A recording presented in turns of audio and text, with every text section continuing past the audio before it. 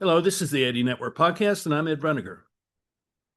Today, we're going to talk about the relationship between authority and accountability. This is something that I've been thinking about for a long time. I've had many conversations about it. And what I find is that the lack of accountability in organizations is a contributor to why they don't work very well. Because what happens when a person is not held accountable is not that they don't do things that are of value, it's that they don't know what value those things have.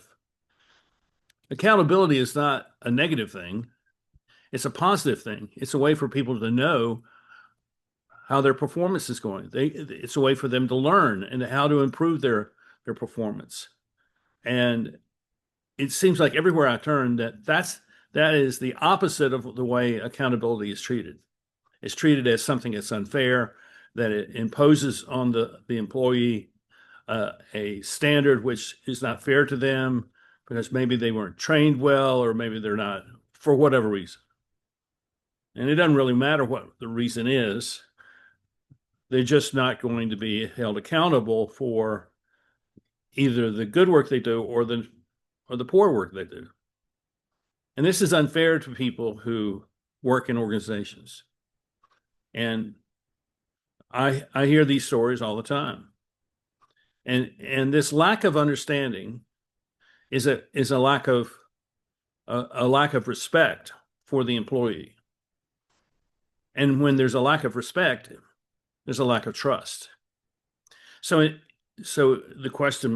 one of the questions I have about this is whether the lack of accountability is actually a manifestation of the lack of trust that leaders have in the people that they hire to do the work of their business.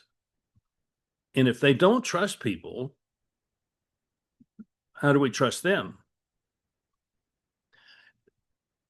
The way organizations operate it's not linear. It's not a dyadic thing of exchange of energy one direction. It's something different. It is something that there's a mutuality that happens because in the very best of organizations, you find that there is a communal level of interaction. It's why I use this phrase, this sentence, to describe what I see in organizations at the lowest echelons. I see this manifestation of people's willingness to do good work. And that is, there's a persistent residual culture of values that persists because it resides in the relationships of the people. And when the relationships of the people work well, when there's trust and respect there, then you also get mutual accountability.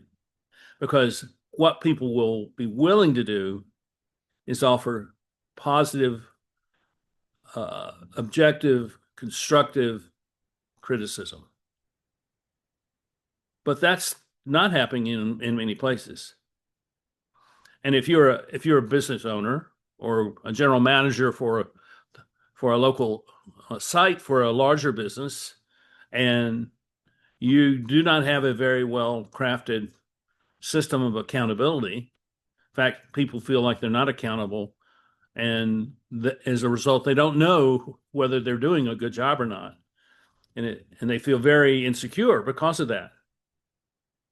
If that's the kind of place you are leading, then you're also losing your best people because your best people know that they can leave and go else places because they know that they can perform well, and other people will recognize that. So you end up with by not having a very good accountability structure, you end up with maybe the poorest or the weakest people doing your work. This is why many companies that I've known over the years, I would say that the leader, the owner, or the general manager runs the business, but does not lead the business. Because leadership is essentially is really a human interaction activity. the leader of an organization wants to motivate, wants to guide, wants to help, facilitate, use that word facilitate. The leader wants to facilitate their people to do their very best work. But what I have found over the years is that there's something that blocks the leaders from wanting to have that. I would, I don't know, a list of maybe 100 companies that I've worked with over a period of 100 years, 2 decades. And what I found was we'd come in and we identify a place that needed work, and we talk about it. We reach some clarity about what the problem is. Then we design a solution, and that solution was never implemented. And I always wondered, why would a leader want to know what the problem is, actually develop a solution, but never act on it? And what I finally came to realize is that when they are clear about what their goals are and what they're going and what we're going to solve, when they're clear about that, in effect, it places a level of accountability on them that everyone else has control over. So when the boss comes in and says, we're going to do something new, we're going to expand by 20 locations over the next 5 years, she or he is saying, I am putting myself on the line here. I need your help to do this, but I'm putting myself on the line. And if we fail, it's my failure. And I don't find that a lot of people deal with failure very well. In fact, they'd rather deal with not being able to function at the highest level. They'd rather deal with that than the very visible and obvious recognition that they had failed.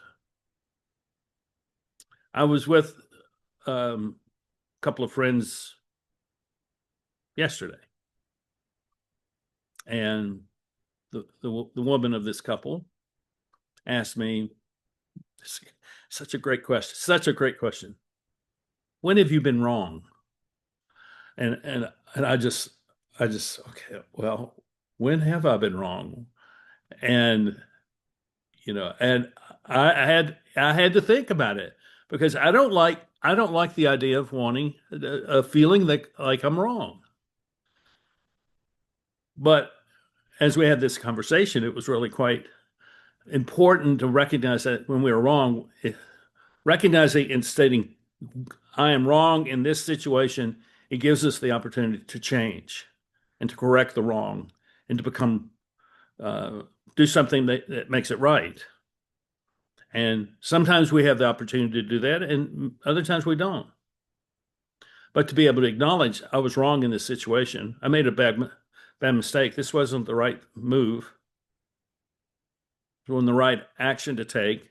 This wasn't the right hire. This is not the right firing. To acknowledge that is to accept accountability. Now, what I see, and I'm going to describe another situation. I know this young woman who worked for a nonprofit. She was a program director of one of the programs that this nonprofit had. They went through a change in the upper management of the company. New executive came in. Executive hired 2 people to work with him as his assistants, and they were to be the supervisors for the program officers. And before, the program officers would meet as a team, and they were defining and describing and designing the program of the organization, and they were also implementing it, because they were responsible and they were accountable for the program. Well, then what happened was these 3 people were hired, the executive and these 2 supervisors, and over a period of time, the supervisors began to take over the authority of the program. And their authority was not over the program officers. They claimed authority over the program itself. And that meant that the program officers were no longer in a position of having the authority to operate the program. And this young woman was telling me that she was finding that her supervisor had begun to take over certain aspects of the program. And she would just say, "Well, I know you're busy, so I thought I'd just go ahead and do this for you." But she wasn't doing it for her. She was doing it to isolate her and marginalize her. And eventually, what happened was they asked her to leave, and they terminated her. They terminated her by her resignation, and they manipulated her to accept making a resignation because they would give her a severance. If she was fired, they would not give her a severance. See, this is how the non-accountability of leaders and non-accountability of people ends up destroying organizations. I don't know what's going to happen to this organization because it's obvious that this is going on. And what I find is that people who act in this way of kind of taking over the authority from someone else who is also accountable, that it ends up always being bad for the organization, particularly if the program person is really talented and really capable of doing the program. So this is the thing that I'm seeing, and this is why I think that many organizations are in trouble, is because they have put this buffer, this layer of administration between the executive level and the general manager worker level. And so there is this sort of this, I don't know what you call it, a layer of foam, sound deadening foam, so that the people up here do not understand what's going on down here, and the people down here feel like they're isolated and unable to get the kind of feedback that says, yes, this is really good. You did well here, but they're not getting that. And the question is why. And I think it's a very problematic thing. So if you're in a situation where you find that you're not held accountable for whatever reason, it doesn't matter what the reason is. If you feel like you're not being held accountable, either in a positive or a negative way, then there are things that you can do to change that. Because I would suggest, based on my circle of impact model, that the entire organization is mutually accountable to one another. This means that the CEO has some accountability to the housekeeping staff. Think about that. We don't operate that way, but that's the way we should, because the housekeeping staff see things. They know things. They see things that nobody else sees because everybody sees the housekeeping staff as invisible. They're non-entity, but they're not invisible. They know things. They see things. I know because I talk to them. When I have in the past have gone to work for a company, I always talk to people who are at the lowest echelon, the janitors and the housekeepers, because they see things and they don't see things as in some kind of bitter antagonistic way. They just see things as they are. They see reality. And the people that aren't seeing it are the people at the top. Because what I also find is that when you rise further and further up through the hierarchy of a large organization, at some point, your accountability is no longer within the company, but is within the industry. And you see other people at your level, and you have a sense of accountability from a competitive advantage. sort of perspective. So if you're not keeping up with your competitor, that's a kind of an accountability that causes you to say, well, we must change some things. If they're beating us at, if they're beating us in the area that we are at our best, then we need to change. And that's a type of accountability that's important. So so so if you're in a situation where you do not have accountability and you and and you're mature enough to say, I know that would be helpful to me. I know if someone was to say, um, you did it this way, but I think if you did it this way, it would be much better, and we'd have we'd have something that could be sustainable much longer. Some kind of interaction like that where you're getting really good feedback. So if you're not getting good feedback, you have to imagine what's going on.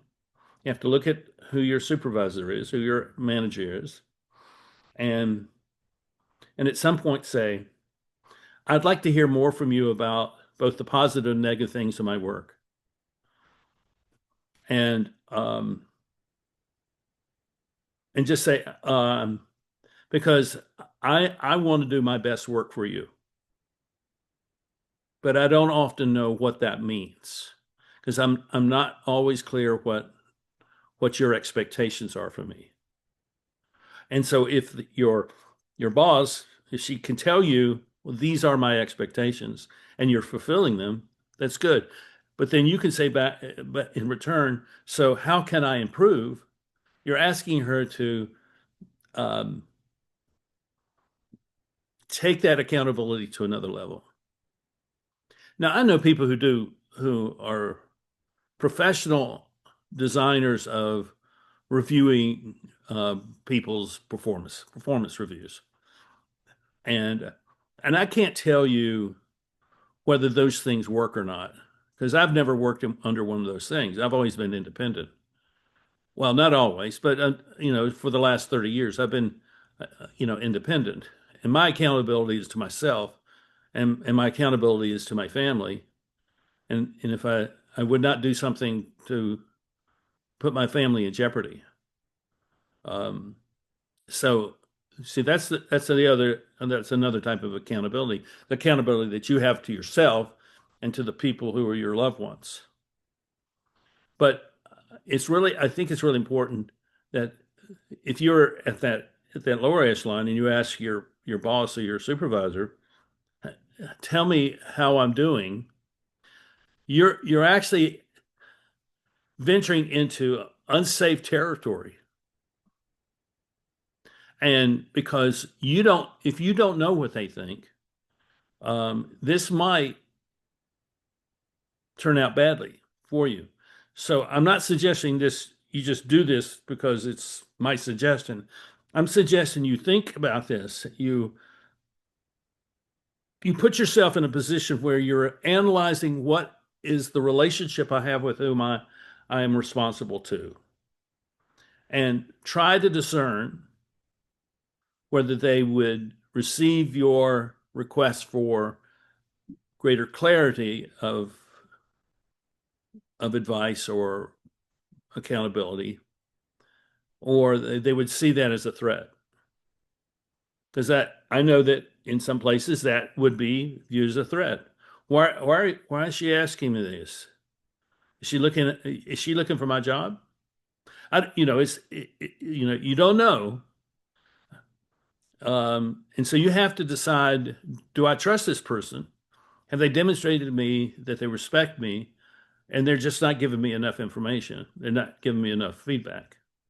Or I don't trust them and so I should be quiet and decide how long do I stay if it's an untenable situation where the feedback is negative, always negative. Okay, the another thing to do to hold yourself accountable is to constantly look at new skill sets that you can develop. And I'm really not suggesting simply just things that improve what you're doing right now. I'm suggesting that you develop skill sets that free you to be able to walk away from the job you're in and start something new.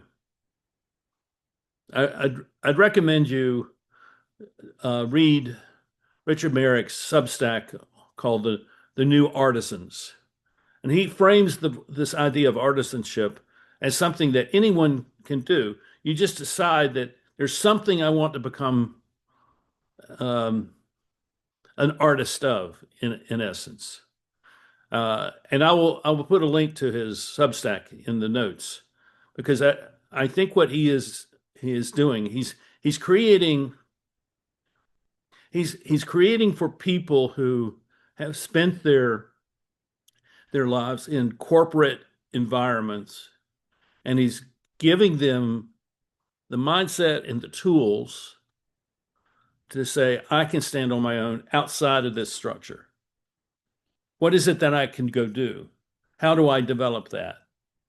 And I think what he is doing is really valuable, and I think it's a way of taking your own accountability for yourself and your own development and taking it to a place where it has the opportunity to be acted upon in the real world, and maybe you find something new to do that you wouldn't have done before.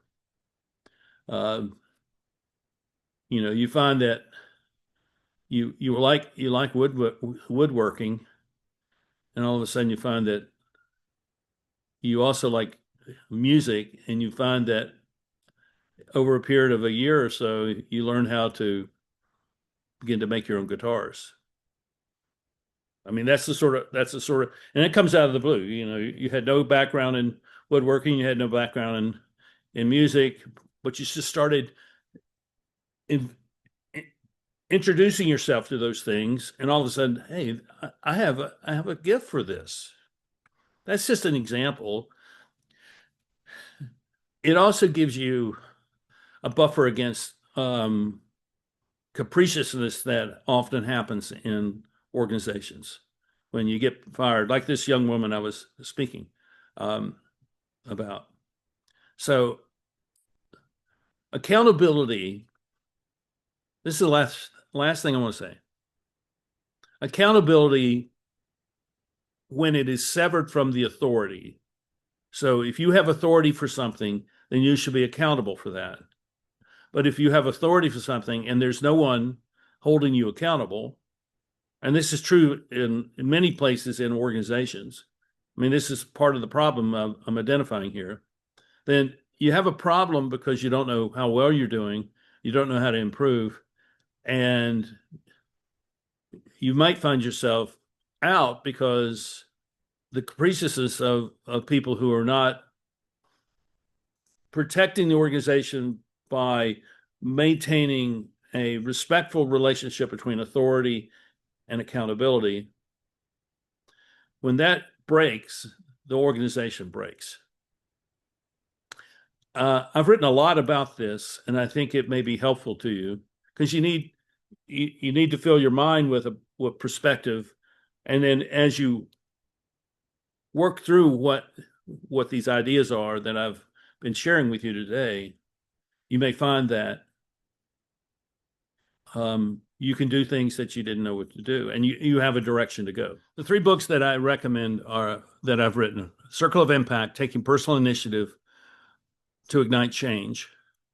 And that covers four large categories or areas in leadership. It defines what leadership is. It talks about how leadership is a process of transition, and transition is such an integral part of all our lives. It describes what the model is and the three dimensions of leadership: of the dimension of ideas, dimension of relationships, and the dimension of structure. And then the last section is on kind of a worldview, where I introduce the idea of the two global forces, and and all of that is to help you have a sense of perspective of where you can be. The other two I wrote uh, during the first year first 6 months of the COVID pandemic. And one of them is called Seeing Below the Surface of Things, the Brokenness of the Modern Organization. And what I do here is give you kind of an idea of the culture of leadership and how that culture creates the kinds of problems that we're talking about. So this lack of accountability it's not just kind of a random sort of thing or an emotional sort of thing or it's not just a lazy sort of thing. It has its purpose. It has a real purpose. The lack of accountability has a real purpose. And I talk about 3 transitions that matter and 4 quality measures. And I think this can help identify some of the weak points that organizations have. The companion book to this is called Where Did Trust Go? Restoring Authority and Accountability in Organizations. And here, it's a simple book, and here I'm addressing this book was instigated by a question that a businessman in Nairobi, Kenya, asked me a question during a Q&A that after I had given a speech. And he asked, how do we deal with corruption in organizations? And I had not really thought about it at that point. So I came home from that trip and I started thinking about it. And this is what I realized is that when you lose trust, it opens the door to all kinds of bad stuff in your organization. And you see people manipulating people, you see people doing unethical things. And so the importance of keeping authority and accountability together is really, really key. And so we talked a lot about accountability, but the authority is not just top down. Authority is woven into the warp and weft of an organization, because your boss, your general manager, your owner has authority, but you also have authority. You have authority over the work that you do, and that authority is given to you as an act of confidence. You're hired, and when you're hired, you're given the authority to go do this work. And what is needed to be paired with that authority is the accountability to know when you're doing well and when you're not, and how to change when it's needed to change. I think that what I'm talking about here is critical for the future of business and organizations in Western society. I am not overstating that. And if you don't know what I'm talking about, then you have a problem of accountability. If you are being accountable and having accountability with your people, then the question is it helping? And your people are the ones to tell you.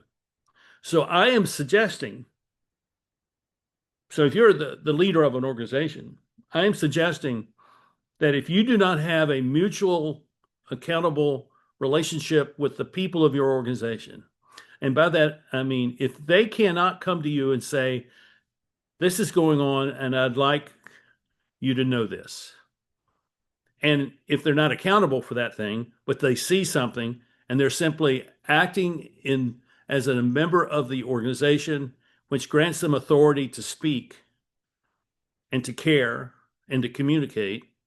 So they say that to you, then you have been given their confidence that you will act on things. They're not necessarily telling you what you should be doing, but they're telling you that we have this situation. Let me give you an example of this. I did a project many years ago, and I was working with the C-suite of this organization. And I was told that one of the uh, senior officers, senior vice president level officers, was being disruptive because um, had a paranoid fixation on someone within the company trying to destroy the company. And he would go to all the the executive assistants of all the senior people, and he would talk to them every day just to check in on them. And he was wanting them to tell him where they saw the things that he thought he was seeing. And and what and after I had been part of the role I was taking with this project was I interviewed all the senior people, had 90 minutes with each one of them, and they'll tell you what they think you want to hear for the first 45 or 60 minutes, but those last 30 minutes really are where we get honest, and that a sense of accountability to speak truthfully and respectfully and caringly about the company. That's what happened. And so he told me what he was seeing. And so I was asking people, and I finally came to the conclusion that he was not healthy. He was not mentally healthy. And I don't know, I'm not a doctor, so I'm not diagnosing anything. I just felt like there was something that needed to be looked at because he was being disruptive of the staff. And so the CEO and I came together and we kind of talked it through. And I said, if you want, I will offer to him the opportunity to have a full medical checkup. Maybe we'll find something. Maybe we won't. But it is an expression of the company to him that we care about your health and we want to make sure that you're getting all the care that you need. And so I made that offer to this fella, and he said, "Well, I've already had my physical for this year, so I don't think I need it." And within a month, he had left the company. So that that accountability is not simply how's your job performance. It's also what is your relationship to the company and how is that functioning.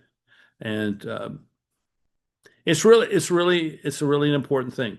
So the last thing I'm going to say is, if you need help, if your company needs help, kind of sorting through what this looks like, I'm glad to work with you, because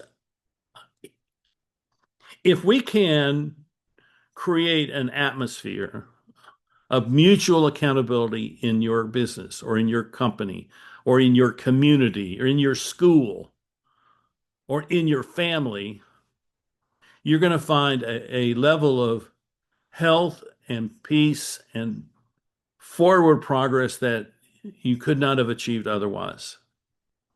Because what will happen is all the things that are negative and all the things that hold you back from achieving greater things will be identified, and they can be dealt with and removed.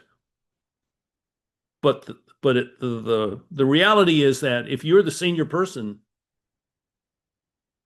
you're going to have to take on the courage to step forward and say, this is important. And I know that the men and women I know who have that level of courage when they lead in their leadership of their businesses, they are respected by people that don't know them, but they also have my respect, and I learn from them more about how this functions. So if I can help you, reach out to me and we'll figure out how to make that work, because I would really love. I'll tell you this, I would love to be able to talk to the janitors and the housekeepers in your business, and they talk about you as if you care about them at a very deep level, because they're listening to you. And that level of mutual accountability is making a difference. So remember this phrase of mine. There is a persistent residual culture of values. This is what we're talking about. This culture of values is where the accountability comes from. There's a persistent residual culture of values that persist, that survives, that is resilient, because it resides in the relationships with the people. And if you can have that kind of relationship with your people where they feel free to say, we need to do this. This is really not working, and can we find a way to do this? And you say, talk about it and bring me some ideas, and then we'll see what we can do. I mean, that's a simple response that says, I hear your accountability being given to me, and I'm returning it to you as the permission to go take care of this. And when you do that, you're facilitating their leadership. You're facilitating and saying, yes, take a personal initiative to create impact that makes a difference that matters. And when you're capable of doing that as the senior leader of an organization, then you're going to have all kinds of great things happening, and you're going to feel really great about yourself. And they're all going to feel great about you. I've seen that happen. It's not a mystery. It's not out of anyone's grasp.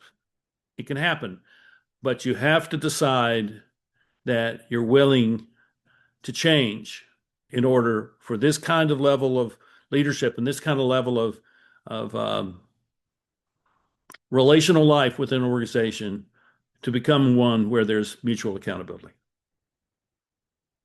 Okay, that's enough for today. Thank you for watching. Please hit the like button and subscribe both to the YouTube and to the Substack versions of the Eddy Network podcast. Leave a comment, leave some questions, and reach out to me and let us talk. And I thank you very much for watching, and I'll see you next time here on the Eddy Network podcast. Bye-bye.